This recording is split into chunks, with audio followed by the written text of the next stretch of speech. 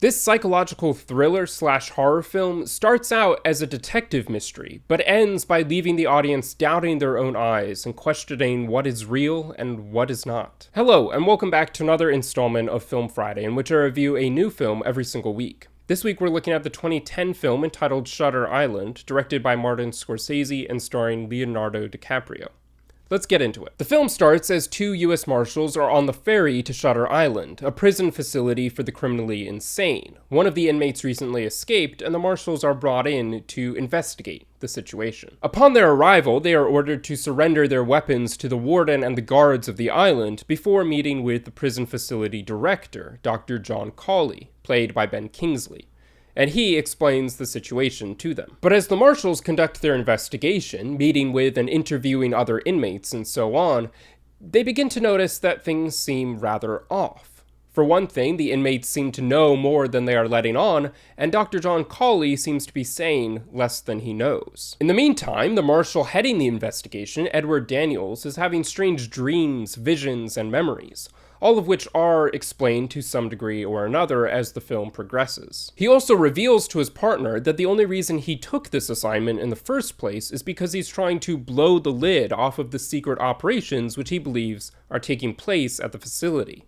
Operations which he learnt about through an escaped inmate. However, it becomes apparent that Dr. Cawley is not terribly enthusiastic to let the Marshals return to the mainland, and Edward Daniels becomes more and more convinced that the doctor is trying to drug him and trap him on the island, turning him into yet another inmate of the prison. The script for the film was masterfully written, leading to a twist at the end which was certainly unexpected, but which also explained everything very neatly.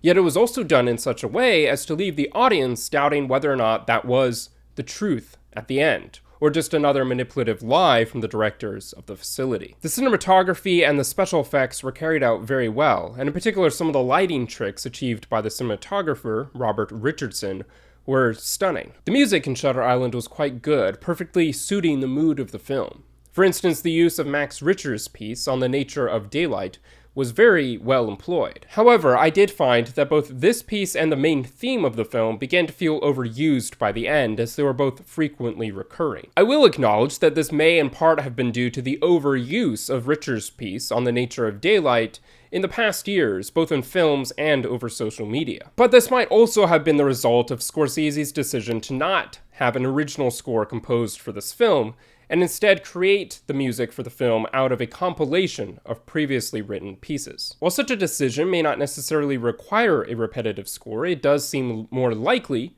that an issue like that would arise under these circumstances, and in this case, it certainly did. But despite that, Shutter Island is an incredible film overall, which I would rate a 9 out of 10. It is quite possibly my favorite film from Martin Scorsese. With that being said, thank you for watching, and be sure to comment your own thoughts on this film below. And don't forget to subscribe for more movie commentary and reviews.